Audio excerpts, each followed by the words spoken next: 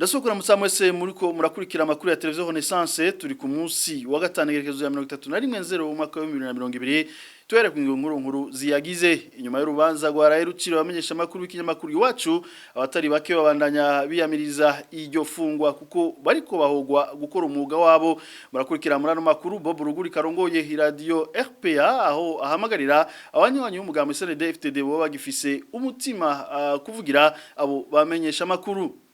Mugena uzotsinda amatora muri uno mwaka toza aje gusubiza umutamana amasezerano y'Arusha yo mu mwaka wa 2022 nibwirizwa shingiro riyakomoka ko ntazoshika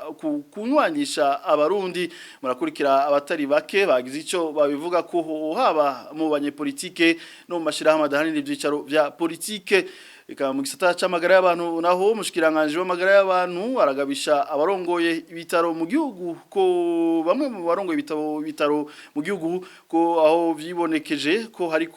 hariho ibitaro bimwe binyonora ubutunzi bw'igihugu biciye muri umugambi wa leta wo kuvuza abana badashikana imyaka 5 ku buntu reka swenda yipfuriza ikaze mu kanya ni Donito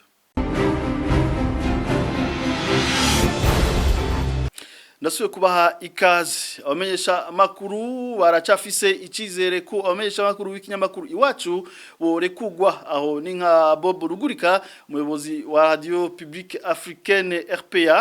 avuga ko urubanza rwo gufungwa imyaka 2 n'igice arakarenganyo akaba ahamagarira abanywanyi b'umugambi CNDD-FDD bo bagifise umutima kuvugira abo bamenyesha makuru kurikira n'ingingo y'agahotoro abatari baki uhereye ku banonosoye amategeko kubaharanira agateka kazina muntu ku mashiramwe mpuza makungu azibijanye n'umwuga wo kumenyesha makuru bose barerekanye ko bajya abantu bari kubazira ubusa rero ningingo y'incamugongo ningingo ikivutu imitima y'abarundi na cane abakora umwuga wo kumenyesha makuru ningingo yaje guci inkokora kuvuna umutima w'imiryango yabaje bamenyesha makuru ariko rero hari ikintu nashaka kongerako umugambwe CNDD-FDD uno munsi ari uri ku butegetsi uramaze igihe kirekire wa mugomba kwiyitirira intwaro na cane mu kugomba kwerekana ko hari ico ufitani isano n'umuhisi Melchior Ndadaye incungu ya demokrasi mwibuke yuko mu civugo ciwe president Ndadaye yavuga ati gufungira abantu busa guturubika abandi ivyo nivyo tugiye gusezerera muri intwaro yacu rero ariko uno munsi ugiye kuraba CNDD-FDD ishaka kumwiyegereza niyo iri kikora ibihushane vy'ivyo president Ndadaye yaharanira ibi bintu rero nico ncamvuga nti iyi ngingo yarayishikirijwe na sentare y'Ububanza turazi ko atasano ifitaniye n'ibijanye n'ubutungane c'amategeko n'ingingo y'ugwanko vyaratubabaje kandi biraduca intege biraduca inkokora bitera ubwoba bari abagenzi bacu bagikorera mu Burundi ariko je nagira nti nyimba hakiriho abashinga ntahe b'umutima abafasoni b'umutima muri CNDD-FDD nibiyumvire zijya nzoya twabonye zabajya abamenyesha makuru nibiyumvire abavyeyi bagiye kumara iyo myaka n'intekera ku mutwe bariko baduga hariya muri kariya gahinga kuraba abantu bafunzwe bazira ubusa rero ni handi mpora mvuga nti muri CNDD-FDD nta ciheburo cose dufise turazi ko hakiriyo abagabo hariyo abashinga ntahe hariyo abantu bafise umutima nibarabe ingene bokorana bakora ibishoboka kugira basabire bari bamenyesha makuru bave muri ujya mwobo bave muri kajya karenganya na muganga Yohani Minana rongoye runani Senarede Giriteka habona ko bamenyesha makuru w'ikinyamakuru iwacu baciriwe urubanza rwa ngondagonde kuko atacaha bakoze kubwiwe ngo bafunzwe bazira ko bakoze umwuga wabo abacamanza ngo bari bakwiye kubarekura atagisabwe kurikira muganga Yohani Minana urubanza rwaciriwe abamenyesha makuru n'urubanza rubi cyane n'urubanza rutakurikije amategeko n'urubanza ruhonyanga agateka kazina muntu kuko umujournaliste ni akazi kubuza umuntu gukora akazi kiwe uba uhonyanze agateka kiwe rero twashaka dusubire dusemerere aba bacamanza ni bari kuraba bajya bajya abajournaliste kuko bararenganijwe niba tabarekura bamenye ko urubanza baciye ari urubanza rwa ngondagonda atari urubanza ruhonyanga agateka kazi na muntu n'ubundi naho ayo matora yoba nkuko nabivuze badasoneye agateka kazi na muntu ntaho tuzoba tugiye ntaho tuzoba tuvuye ntaho tuzoba tugiye byose bizoguma ico kimwe abarundi nabo baratangukanura benshi batangwe kwankaya mwene ayo makosa yamari mwarakogwa abarundi kandi bagenda baba benshi cyane bazosanga abo bahunyanga agateka kazi na muntu basigari bonyene abantu bagumutse usanga barakwiye no ku butegetsi baranse ubutegetsi bwabo. Muri politike naho muganga Yohani Minani yagize icyo avuga kwigenwa hari herutse kuba mu muganga CNDD-FDD aho Evariste Ndayishimiye agiye kuserukira mu matora y'umukuru w'igihugu. Yohani Minani ati Petero Nkurunziza yareka kusubira kwitoza mu mwaka wa 2015 niho yaba agize neza ubagiye igihugu acishe kubwo munyepolitike nundi wese wazoza mu gihe atosubiza umutamana amasezerano y'amahoro yarusha mu mwaka wa 2000 naco azobaje kumarira abarundi n'ubunyene kurikira umuganga Yohani Minani. Nkurunziza yagiye nuko gusagiye yatevye igihugu casinzikaye yari yagenda mu 2015 byari kuba vyiza ubu nkuko twabivuze tukabisemerera ko niyagira ikiringo ca gatatu igihugu kizomera nabi kizogena kigenda gitera inyuma n'ubu niko bimeze igihugu murabona aho kigeze habi ukugenda ntagiye ku bushake bwiwe nibaza ko agiye kubera yuko habaye ingufu nyinshi zahuriranye zigatuma abona ko atagifisa gisaganiriza aca rero aragenda uje ngo amahoro arabonetse uzoza wese tuzomurabira ku bikorwa vyiwe uzoza wese uzotsinda ubu akabona ntagarukanye amasezerano y'Arusha nibwizwa shingiro liyakomoka ko nubundi nta mahoro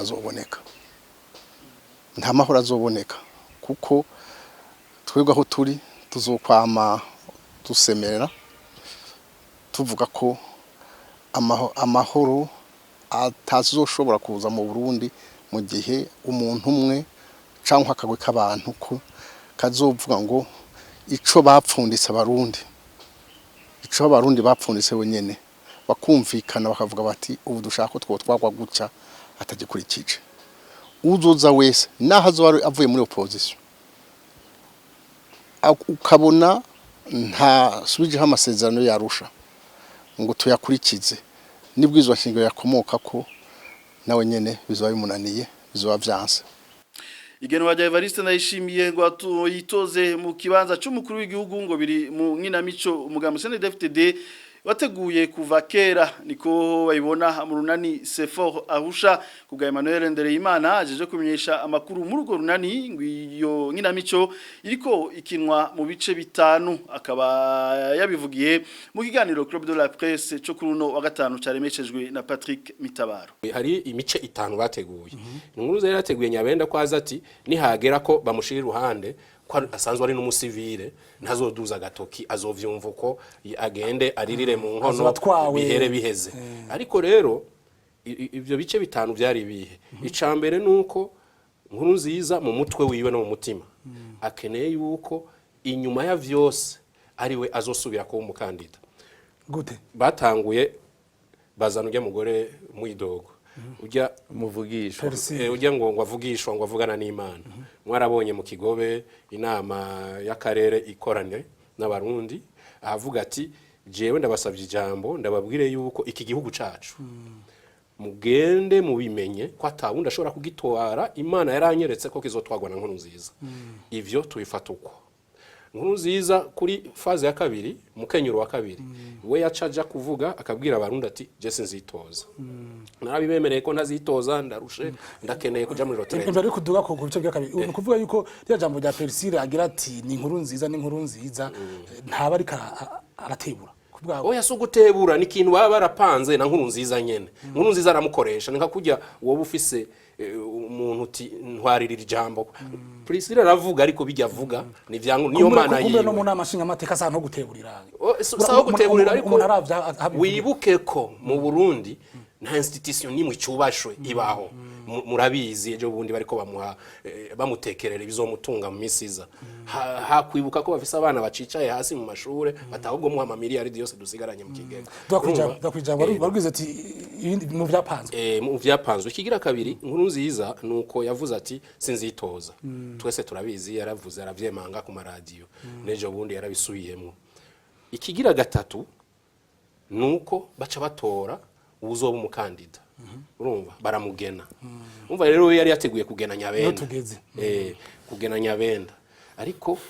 babasirikare bari ruhande yiwe hari ukuntu ibintu nkuru nziza yapanze bashaka kumucamwo buhoro buhoro nabo bagapanga utundi bati twamvikanye ko atamusivile azotwara iki gihugu ntashobora kutubera umukandida reka tuzane Varisito rero hajyari hari bimurindiriye mu byo nkuru nziza yateguye ariko we kubera ashigikiwe bishobora kumuhinyukana nkuru nziza icakane nuko nkuru nziza ashira abanyagihugu mu ibarabara bakagira imyerekano iteye ubwoba ubuzi bugahagarara ibintu byose bikaja hasi ubutunzi bw'igihugu bugakoroka ibintu byose nyene kujya mu ihumbi rimwe riteye ubwoba hanyuma rero agacaza nko kumengo ni Imana ikorotse iva ku ijuru iti abanyagihugu ico baririra tutegerezwa kukibaha bashaka nkuru nziza je nababwiye yuko ndushe atavyo nkeneye ariko nitworeka igihugu ngo kigenda mazima yongo yavuze yuko naho abanyagihugu boyimusaba bijya nivyo avuga ariko murazi wenyene evyo abanyagihugu nk'ubu abanyagihugu mu Burundi bohagarika ibintu byose bati dukeneye Patrick arahana ku isi Patrick bategerezwa kuzokuzana kuko abanyagihugu nibo bafise ingufu za byose no mashira amadani vyisharo vya politike niko babibona kubwa Gervais bigira icegira curongo runani rw'abarundi b'intungane RCP mupfunyapfunyo rw'abarundi naco bo kwitogwa rya Evariste Ndayishimiye kuko aje gushimangira ingendo yuwa mwitangiye imbere kubwiwe ngo igihambaye nuko kubahirizwa amasezerano y'Arusha n'ibwirizwa shingiro riyakomokako kubona Evariste Ndayishimiye yatowe yayizewe n'abanyamugambo kugira ngo azoboserukire ku mugambwe nibaza ko ibintu bisanzwe gose ariko ku barundi nibaza yuko ibintu bisanzwe kubera bambeho umukuru w'umugambwe yahora atwara umugambwe bakayutwara ntaco azoza guhindura mu byahora bibera mu Burundi kubera uyu munsi cyambere gihambaye nuko nokubetse yuko hariho amasezerano y'Arusha amasezerano y'Arusha yasambuwe kuri n'uwo umugambwe niwe yawutwara rero nibaza yuko uyu munsi rero nta kintu kwitega gishasha kandi nyine yabivugiye neza yuko agiye kugerageza kugendera kugira ingendo nk'iya mukuru we nk'uwamwitangiye imbere yiwe umva yuko uyu munsi rero gihambaye si uzoza guserukira umugambo canke uzoza avuye ahandi hose ihambaye n'umuntu azoza asubiza imbere amasezerano y'Arusha hamwe n'ibidashingiro ryavuyeko kubera uyu munsi ingano turi mu munsi mu Burundi no kubera habaye guhonyanga amasezerano abarundi basezeranye mwaka 2000 y'Arusha rero uyu munsi umuntu yoza aje gutanga ituze mu Burundi umuntu azavuga ati jewe ndaje niyatogwa nzosubizaho amasezerano y'Arusha kandi nunge kandi nubahize bwizwa shingiro ryavuyeko rero turazi yuko haheze imyaka irenga 15 umugambwe ku butegetsi rero umugambwe amabi menshi yagiye akogwa Evariste yari muri uwo mugambwe rero sinumva mva yuko uwo munsi hari kingiye guhinduka ubwa mbere hoho kenshi ibikorwa byose soba kwiko n'umuntu umwe gusa kenshi umugambwe nuwe uri imbere cyane abari muri uwo mugambwe rero amabi yagiye akogwa kuva ico gihe cyose Evariste yari mu barongoye igihugu yarabaye mushikiranganje yatwe mugambwe yari mahanuzi mukuru mu kwa president bivuye yuko umunsi rero woca avuye yuko umunsi hagiye kuboneka ituze hagiye kuboneka amahoro iba yihuse gose tuve muri politiki tuanaya no makuru biganiro bigera ku 150 byaracishijwe ku maradiyo n'amateleviziyo ari mu gihugu mu ntumbero yo gushigikira integuro y'amatora mu gihugu ivyo bikaba biri mu byaranguwe n'ubushikiranganje bukomesha amakuru mu mwaka uheze w'2019 bikaba byashikirijwe ku munsi wa kane w'ejo na Frederic Nahimana umushikiranganje ukumenyesha amakuru nibi mu guterera umuganda mu kwitegurira amatora meza y'ibihumbi 2020. Harateguwe bwa gatatu, harateguwe hongera hashikirizwa ibiganiro bigera ku 150 vyaciye ku maradiyo n'imbonesha kure. Harandikwa inkuru zirenga 181 zerekeye kwitegurira amatora. Harashizweho umugwi w'abanyeshamakuru ujejwe gutegura igikorwa cyo gushikiriza no gukurikirana ibiciye mu runani rw'amaradiyo n'amateleviziyo n'ibindi bimenyeshamakuru ingene amatora azoba ariko aragenda. Ubu bakaba bari kokevi ku bijanye n'ibikorwa birangurwa na leta n'izindi nzego zose z'igihugu hamwe n'ishusho nziza y'u Burundi biciye mu binyamakuru vya leta n'abikorera twabo. Imirimo myinshi yaranguwe n'inzego z'igihugu yaramenyekanishijwe, gutyo abarundi n'abanyamahanga bamenya ivyaranguwe n'ishusho nziza y'igihugu irerekanwa biciye mu buhinga bwa none bwo guhanahana amakuru. Inkuru 1800 zarakwiragijwe zongera zirashikirizwa ku maradiyo no kumbonesha kure y'igihugu. Inkuru 849 zaratanzwe n'ibimenyeshamakuru n'ivy'ubuhinga bwa none. Inkuru 150 zikaba zarashikirijwe. Ibiganiro 15 navyo vyerekeye gukingira ibidukikije bikaba byaramaze gushikirizwa.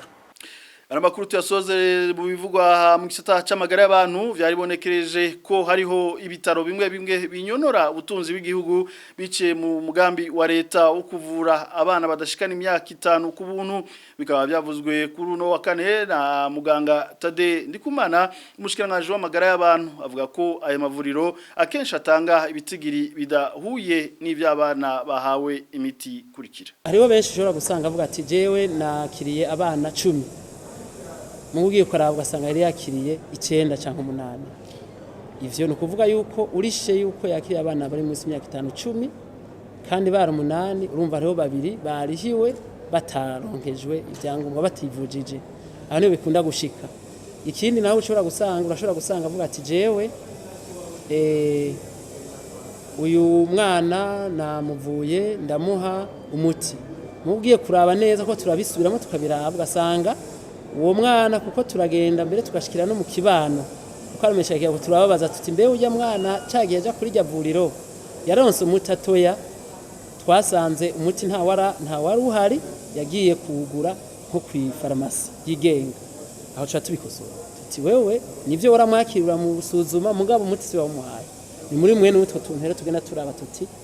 utamuhaye vuga utamuhaye kugira ngo leta nihavirihira igusubiza amafaranga watanze y'umuti kandi atawamuhaye. Murumva ni nkuko bikunda gushika. Mwera ntaje mu mufuka wabo aja kwivurira muga n'iryo vuriro ntibari birekuriye kuko ntibajyahaye ibisabwa uwo mwana. Isamera bashira mu mifuko mu byumve neza.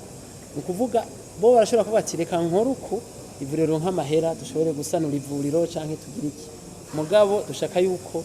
turiha by'ukuri amahera aba yafashije umwene gihugu nkuko leta yabimwemereye. Ni hano makuru twakutubashira tuje twasozera reka ndabashimire mwese mafashuma ya kudukurikira naho utaha.